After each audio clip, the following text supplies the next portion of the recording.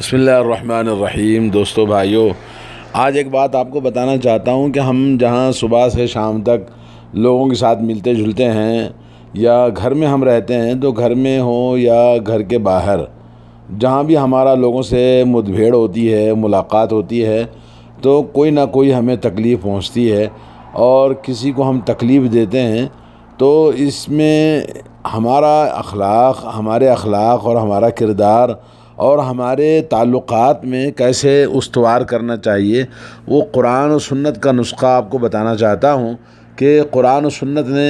کیا ہمیں تعلیم دی ہے۔ ہمارے ساتھ جو بھی لوگ ملتے ہیں، چاہے گھر کے افراد ہوں یا باہر کے دوست و احباب ہوں، جہاں بھی ہمیں کسی انسان سے تکلیف ہوتی ہے تو اللہ نے ہمیں فرمایا لا تستوی الحسنۃ ولا السیئۃ ادفع بالتی ہی احسن فإذا الذی بینک وبینہ عداوۃ کأنہ ولی حمیم وما یلقاها الا الذین صبروا وما یلقاها الا ذو حظ عظیم۔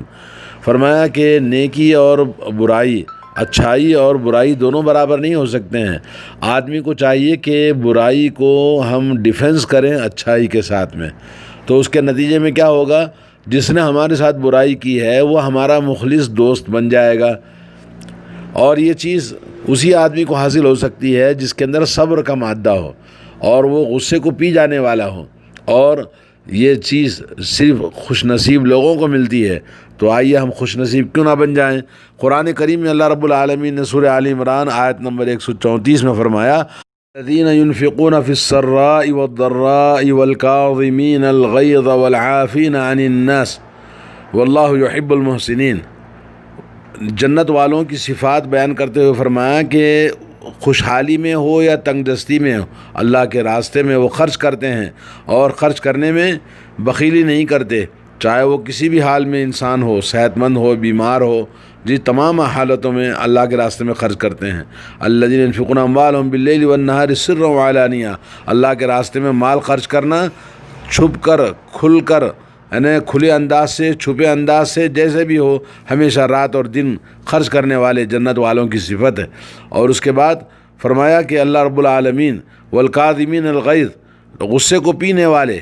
اور لوگوں کو معاف کرنے والے، یعنی کوئی انہیں غصہ دلاتا ہے تو غصہ جب آتا ہے آدمی کو تو غصے کو چھپا لیتے ہیں، غصے پر عمل نہیں کرتے اور لوگوں کو معاف کر دیتے ہیں۔ اور اللہ رب العالمین نے ایسے لوگوں کی بڑی تعریف فرمائی ہے، جیسے بعض حدیث میں آتا ہے کہ اللہ تعالیٰ فرماتا ہے، حدیث قدسی ہے، اے ابن آدم مجھے یاد کرو جب تمہیں غصہ آ جائے، اور مجھے یاد کرو جب تمہیں غصہ آ جائے گا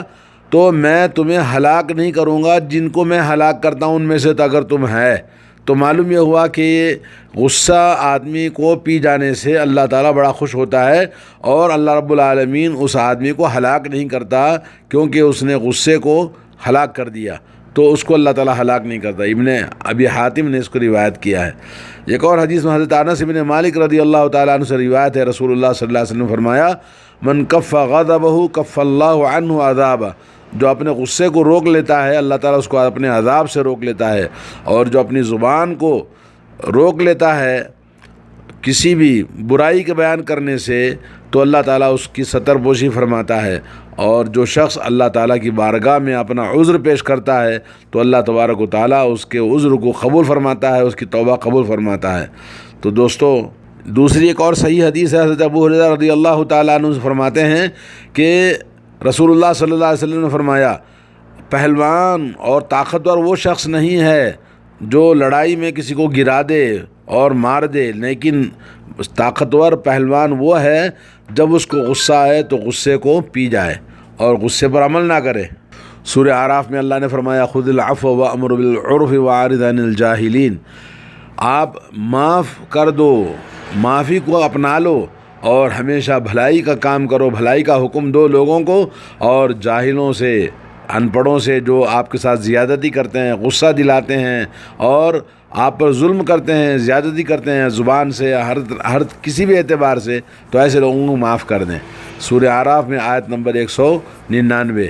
اور اسی طرح سے اللہ نے فرمایا فاصفح الصفح الجمیل، سورہ حجر آیت نمبر 85، فرمایا کہ پوری طرح سے اچھے انداز سے، خوبصورت طریقے سے اپنے آپس میں صلح صفائی رکھو۔ اور اللہ نے فرمایا وَلْيَعْفُوا وَلْيَصْفَحُوا أَلَا تُحِبُّونَ أَن يَغْفِرَ اللَّهُ لَكُمْ، معاف کر دو اور آپس میں بالکل دلوں کو صاف کر لو،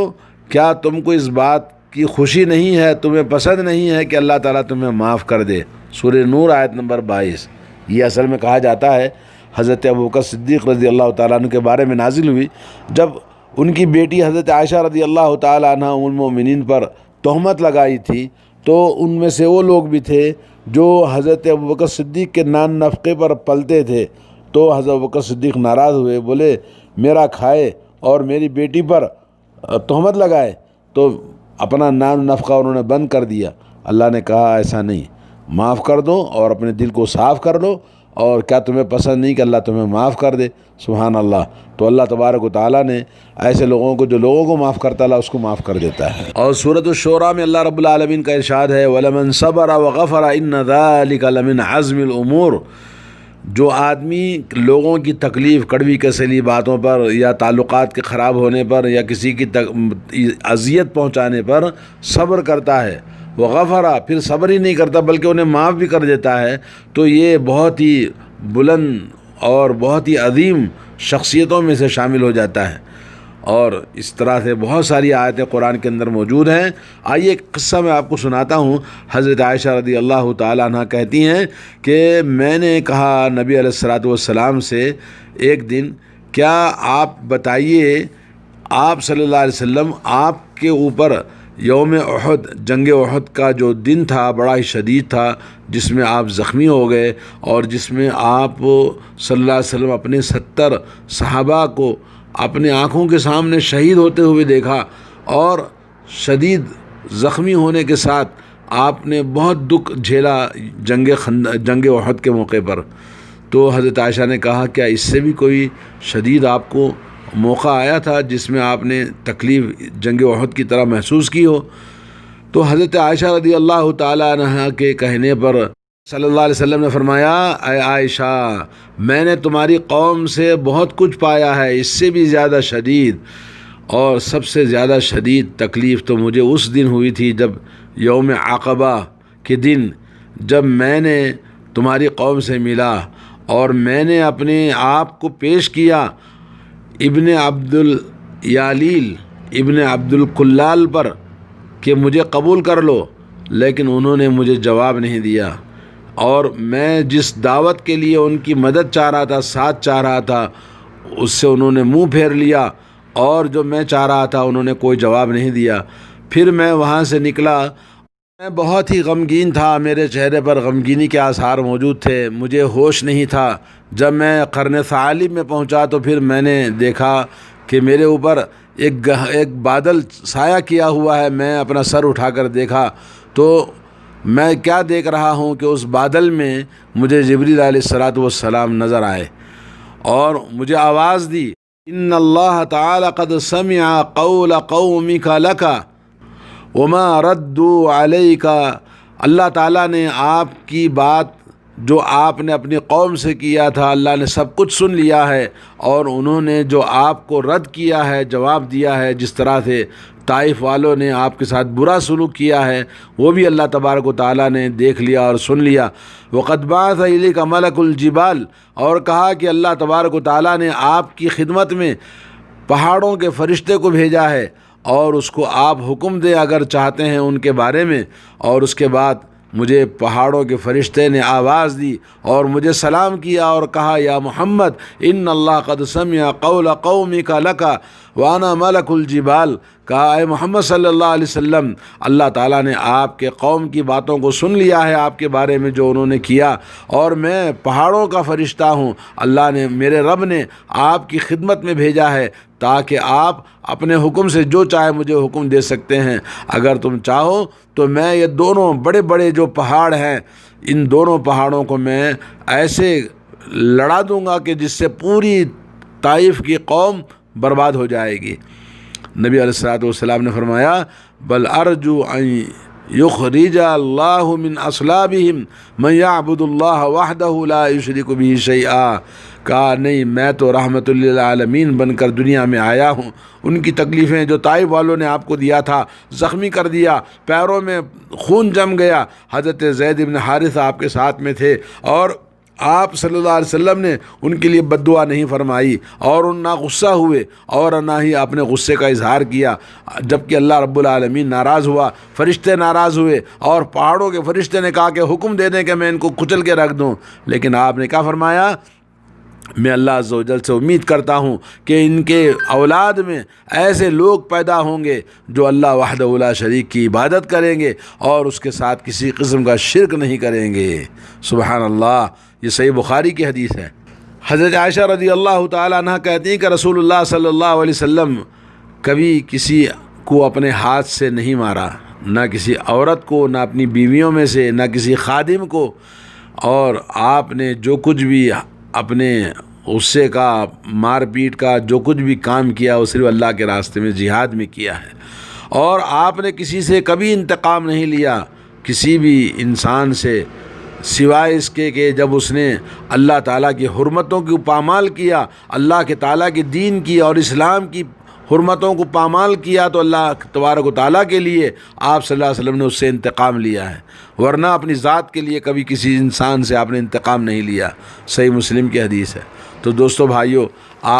ہم اس بارے میں ہم غور کریں، اپنی ذاتی غصہ اور ذاتی نفرتوں اور آپس کی دوریاں جو آج ہمارے ہاں بنی ہوئی ہیں۔ آئیے ہم اور ایک بات بتاتا ہوں۔ حضرت انس رضی اللہ تعالیٰ عنہ کہتے ہیں کہ میں رسول اللہ صلی اللہ علیہ وسلم کے ساتھ جا رہا تھا اور نبی علیہ الصلوۃ والسلام پر ایک نجرانی موٹی سی چادر اوڑھے ہوئے تھے، اور وہ چادر اوڑھ کر لپیٹ کر جا رہے تھے، تو اتنے میں ایک دیہاتی بدو آیا اور اس نے آپ کی چادر کو پکڑ کر زور سے کھینچا۔ میں نے دیکھا کہ رسول اللہ صلی اللہ علیہ وسلم کی گردن پر اس چادر کے کھینچنے کی وجہ سے دھاری پڑی ہے اور سرخ ہو گیا ہے، اور چادر کو شدید طریقے سے کھینچنے کی وجہ سے آپ کی گردن پر نشان بن گیا ہے۔ پھر اس دیہاتی آدمی نے اتنی گستاخی کرنے کے بعد میں یہ کہا، یا محمد مر لی من مال اللہ الذی عندک، اے محمد صلی اللہ علیہ وسلم، اللہ تعالیٰ نے تیرے پاس جو مال تجھے دیا ہے اس مال میں سے مجھے دینے کے لیے حکم کرو۔ فالتفت الیہ، نبی علیہ الصلوۃ والسلام پلٹ کر اس کو دیکھا، فضحک، آپ مسکرا دیتے ہیں، ہنس دیتے ہیں اس آدمی کی اس جہالت کو دیکھ کر۔ ثم امر له بعطاء، پھر آپ نے حکم دیا کہ اس کو بخشش کر دو، اس کو عطا کرو۔ آپ کو ناراض ہونے اور غصہ ہونے کے بجائے آپ کی اس یعنی زیادتی کے باوجود آپ نے اس کو معاف کرتے ہوئے ہنس کر آپ نے اس کو دے دیا جو چاہتا تھا۔ دوستو آپ دیکھیں نبی علیہ الصلوۃ والسلام کے اخلاق، یہ صحیح بخاری صحیح مسلم کی حدیث ہے۔ تو ہمیں چاہیے کہ ہم اپنے اخلاق کو کیسے ہم بنائیں۔ اور حضرت عبداللہ بن مسعود کہتے ہیں، کانی انظر الی رسول اللہ صلی اللہ علیہ وسلم یحکی نبی من الانبیاء،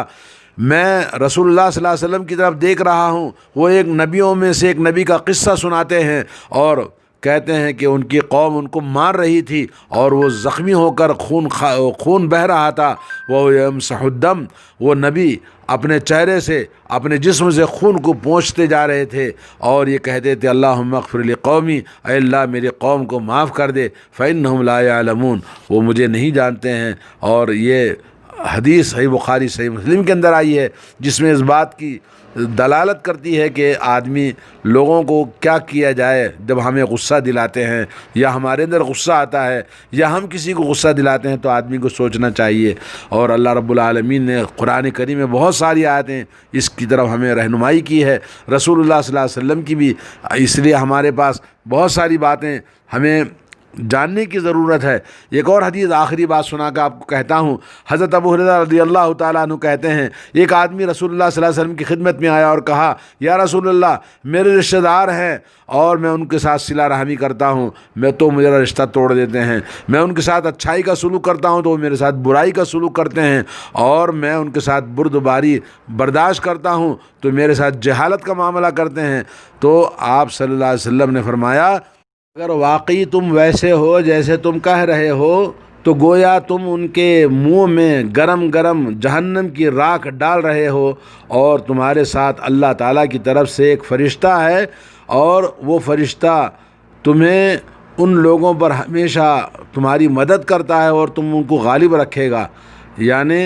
اگر انسان کسی کے ظلم زیادتی زبان سے ہو، ہاتھ سے ہو، کسی بھی اعتبار سے، تو وہ انسان مغلوب نہیں ہوتا، اس کی عزت کم نہیں ہوتی، کیونکہ اللہ کے نبی صلی اللہ علیہ وسلم کی حدیث ہے من تواضع للہ قد رفعہ اللہ، جو آدمی اللہ کے لیے تواضع انکساری اختیار کرتا ہے تو اللہ تعالیٰ اس کو اور بلند فرماتا ہے۔ تو آدمی کو چاہیے کہ ہم اپنی شخصیت کو بنانے کے لیے حلم، بردباری اور طبیعت میں ٹھنڈا پن، غصہ نہ کرنا، اور اس طرح کے بہت ساری احادیث ہیں جو آپ کو بتا سکتے ہیں، لیکن یہ کہ ہمیں ضروری ہے ہم اپنے اخلاق کی اصلاح کریں۔ اللہ تعالیٰ مجھے اور آپ کو توفیق عطا فرمائے۔ السلام علیکم ورحمۃ اللہ وبرکاتہ۔